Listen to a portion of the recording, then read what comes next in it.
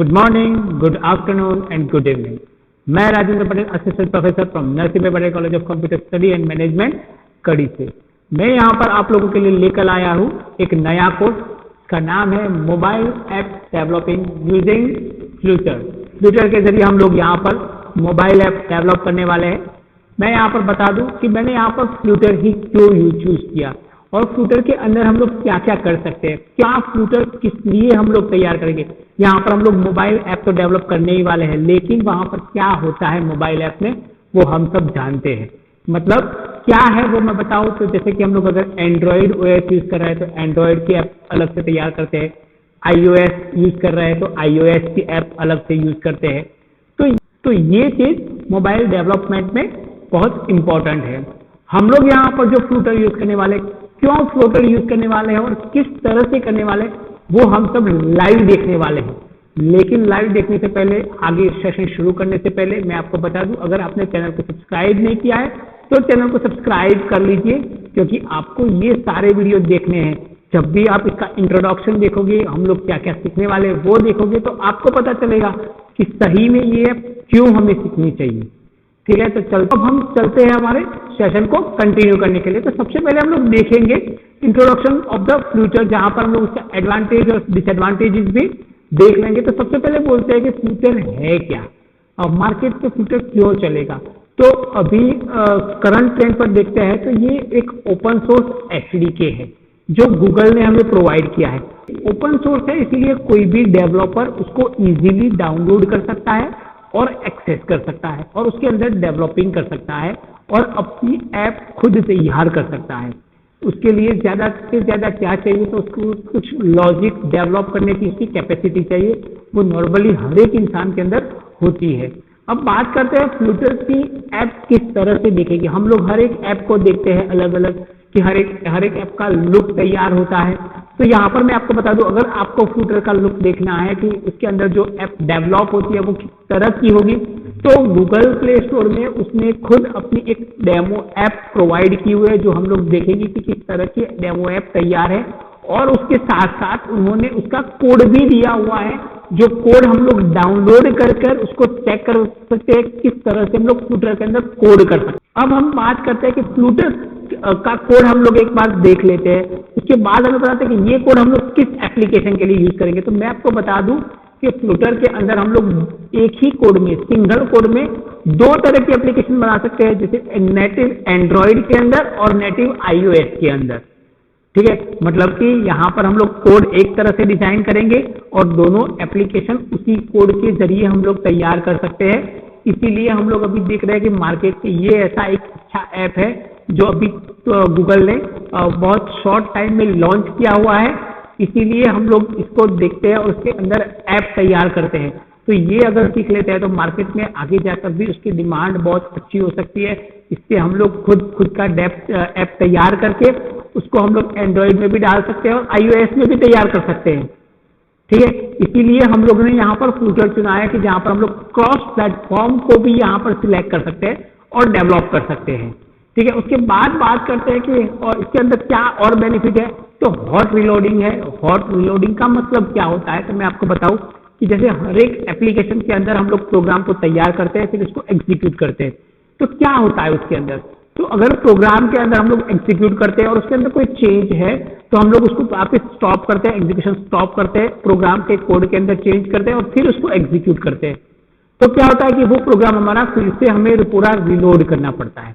यहाँ पर क्या होगा कि हम लोगों ने अगर प्रोग्राम को एग्जीक्यूट किया है तो वो प्रोग्राम एग्जीक्यूट रहेगा, और अगर कोडिंग में हम लोग कोई चेंज करेंगे और उसको फिर से एग्जीक्यूट कर लेंगे तो वो कोड जो एग्जीक्यूट है वो रहेगा, उसके अंदर जो चेंज होगा वो वापस वहां पर चेंज हो जाएगा और हम लोग लाइव चेंज देख पाएंगे कि ये चीज इसमें हमने चेंज की। जैसे कि वेब एप्लीकेशन में ऑलमोस्ट होता है, अगर आप PHP या और कोई जगह पर वेब एप्लीकेशन तैयार कर रहे हैं, HTML में कोई तैयार कर रहा है, तो आपने अगर एक बार एप्लीकेशन को एग्जीक्यूट कर लिया है, फिर अगर चेंज करना है तो आप कोड के अंदर चेंज करोगे, तो वहां पर उसको सिर्फ रिफ्रेश लेना है सेव करने के बाद, तो वो कोड चेंज हो जाएगा वहां पर। उसी तरह यहाँ पर भी वही चीज है कि आप लोग यहाँ पर कोड करोगे और उसको वापस वहां पर रिफ्रेश करोगे तो वो चेंज हो जाएगा।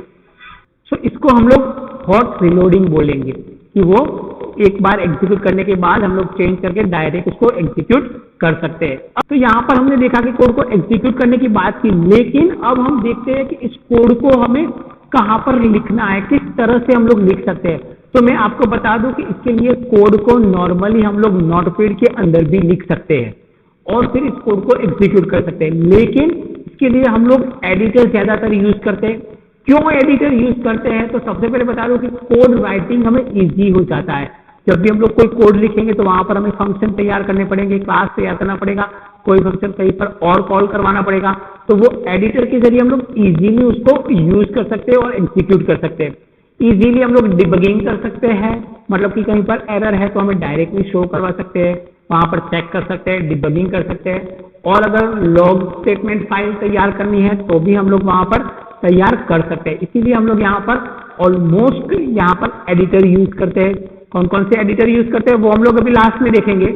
उसके बाद की बात करते हैं तो यहाँ पर जो प्रोग्रामिंग लैंग्वेज यूज होती है वो है डार्ट प्रोग्रामिंग लैंग्वेज।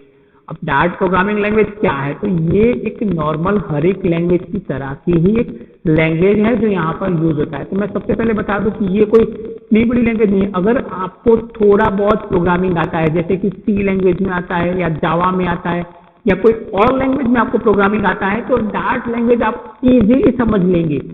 जैसे हम लोग कोड करना शुरू करेंगे तो आपको पता चल जाएगा ये तो एकदम नॉर्मल कोड है, और इस कोड के जरिए हम लोग यहाँ पर iOS और एंड्रॉइड ऐप तैयार कर सकते हैं।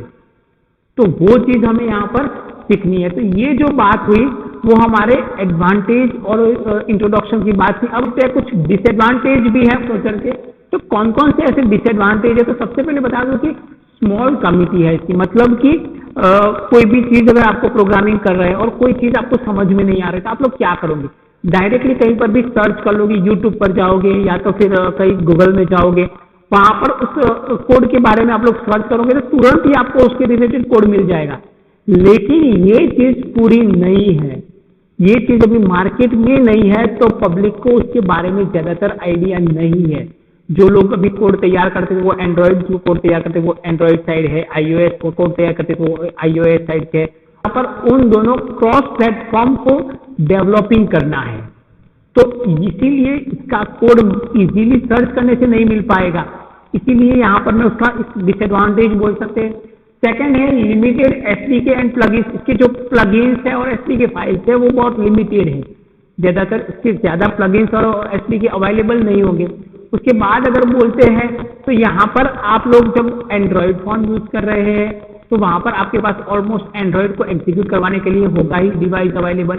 लेकिन अगर आप iOS एप्लीकेशन तैयार कर रहे हैं तो आपको आपके पास मैक मशीन होना चाहिए वो एप्लीकेशन को एग्जीक्यूट करने के लिए। मतलब यहाँ पर हम लोग नॉर्मली वर्चुअल डिवाइस में तो चेक करेंगे, लेकिन वो इतना कंपेटेबल नहीं होगा जो हम लोग प्रॉपर एग्जीक्यूट करते हैं। ठीक है, तो यहाँ पर ये सारी लिमिटेशंस हैं। अब हम लोग देखते हैं कि हम लोग जो पूरा कोर्स करने वाले हैं उसके अंदर हम लोग क्या क्या सीखने वाले हैं।